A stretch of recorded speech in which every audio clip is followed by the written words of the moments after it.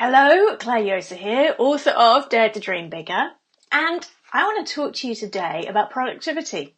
I was interviewed by sanebox.com recently on productivity and how to get more stuff done in less time without going crazy, giving up on sleep, or never seeing your family again. And one of the things that we talked about during the interview was how if you're not fully committed to your dreams, other stuff gets in the way. We use busyness and doing as an excuse not to take the inspired actions that might be a bit scary that would actually skyrocket our progress towards our dreams and goals. And it's something I talk a lot about in Dare to Dream Bigger. We start the book off with, have you actually said yes yet?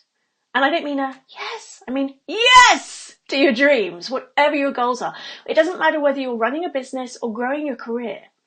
So my question to you right now, on a scale of 0 to 100, where 0 is frankly you're not doing anything, you're just daydreaming, and 100 is you're there living and breathing it, how committed are you towards turning your dreams and goals into reality?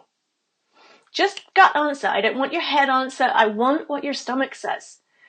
Because for most of us, it's only 50 to 60%, if that.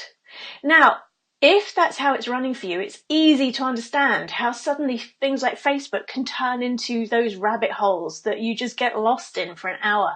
How, one of my favorite German words, Kleinkram, the tiny nitty sort of stuff that doesn't really make a difference, can end up filling your schedule for the day.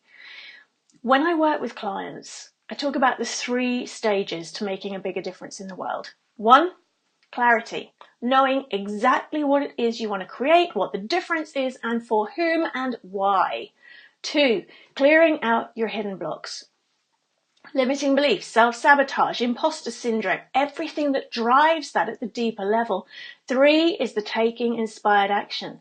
And I call those the actions that create breakthroughs and not burnout. So what can you do if you find that your commitment towards your dreams is only 50 to 60 or lower out of 100? Well, I invite you right now, as long as you're not driving or operating machinery, just to close your eyes for a moment and feel that dial in your body. Pick one of your goals that maybe you've been putting off working on, or you've been too distracted or too busy to take action on. Something that maybe kind of scares you a little bit. And ask yourself, where am I on that scale of 0 to 100 on my level of commitment towards that goal? And then I'd like you to imagine that you can move it up just by 10 points from wherever it is now up the scale towards that 100. What happens? Do you feel excited? Do you feel scared? Does your body relax? Does it contract and tense? If moving it up the scale gets you excited and your body feels relaxed, go for it. Every morning before you get out of bed, do that in a dial. Crank it up by 10 points every few days until you reach your 100%, because when you're completely committed to your goal, it's going to happen. You will take the actions. You've said yes. You will not put the cat videos ahead of those inspired actions, even if they're scary. But if moving that dial up 10 points, or even 5 points, makes you go, yeah, makes you flinch, then we need to work. Okay, secondary gain, psychologists call it, not taking action on your dreams, allowing your productivity to be dominated by the Kleinkram, by the distractions, by the procrastinating, is doing something for you. It's keeping you safe. At some level, it's helping you. So, simple self-mentoring question to uncover this. Think about something you've done recently that you could, if you were really honest, say was procrastinating.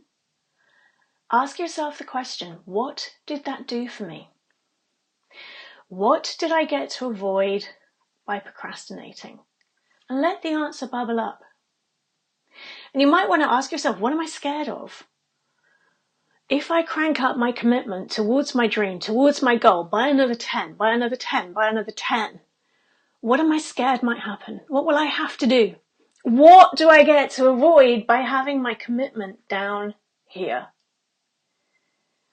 Those unmet needs, those secret fears, if you can deal with them in a more healthy way, you don't need to keep your commitment throttled down here. You can crank it right up and take the action that you secretly want to take. When you understand what lack of productivity is doing for you, then suddenly the time management techniques will work. Suddenly you'll find opportunities coming your way that you can say yes to with open arms. And if a fear comes up, great! It's a chance to clear it out and let it go. You don't have to feel the fear and do it anyway. Deal with that fear. What's real in this?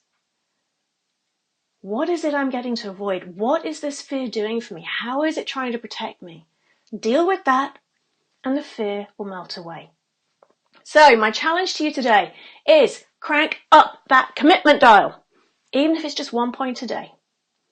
Notice what comes up if fears or tension or flinch factor comes in. Look at how to deal with those. Plenty of how to in here, in Dare to Dream Bigger, yeah? Deal with those hidden fears, the secondary gain, and then crank it up another few notches. And notice how fear starts to turn into excitement, and you start to take the inspired actions that lead to breakthroughs and not burnout. Let me know how you get on. I'd love to hear from you, and I can't wait to hear how it feels when you clear out those hidden blocks. Let me know if you want help. Clear out those hidden blocks and take that inspired action that turns your dreams and goals into reality, so you get to make the difference you are really here to make in the world.